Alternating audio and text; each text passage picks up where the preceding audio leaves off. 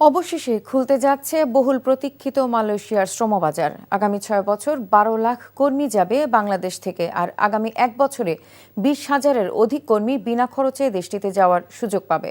বৃহস্পতিবার মালয়েশিয়ার প্রশাসনিক কেন্দ্র পুত্রজায়ায় দেশটির স্বরাষ্ট্র ও মানব সম্পদ বিষয়ক মন্ত্রীর সঙ্গে যৌথ সভা শেষে এসব বিষয় নিশ্চিত করেন প্রবাসী কল্যাণ ও বৈদেশিক কর্মসংস্থান মন্ত্রণালয়ের উপদেষ্টা ডক্টর আসিফ নজরুল।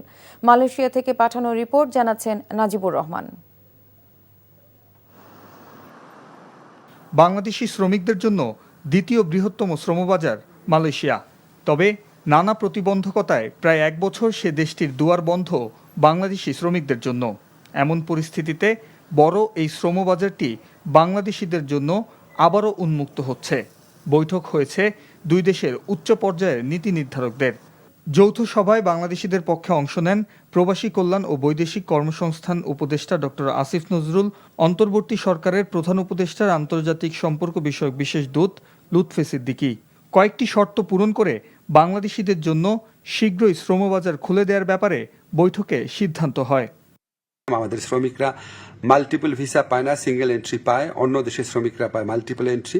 তো এটা নিয়ে বেশ কিছুক্ষণ কথা হয়েছে। উনি আমাদেরকে শুধু প্রতিশ্রুতি দেন নাই, ওনার সাথে যারা কর্মকর্তারা ছিল তাদেরকে এই ব্যাপারে দ্রুত পদক্ষেপ নেওয়ার জন্য নির্দেশ দিয়েছেন। গত ১ বছরে যারা মালয়েশিয়া যেতে পারেননি, অগ্রাধিকার ভিত্তিতে তারাও মালয়েশিয়া যেতে পারবেন বলেও জানান তিনি।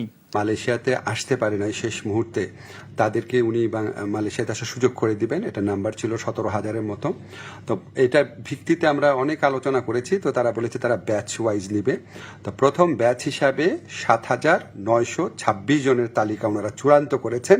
এর আগে ২০২২ সালের আগস্ট থেকে ২০২৪ সালের মে মাস পর্যন্ত প্রায় ৪,৭৬,০০০ বাংলাদেশি শ্রমিক ডিজিটাল পদ্ধতিতে সম্পূর্ণ অভিবাসন নীতিমালা মেনে মালয়েশিয়া প্রবেশ করেছে।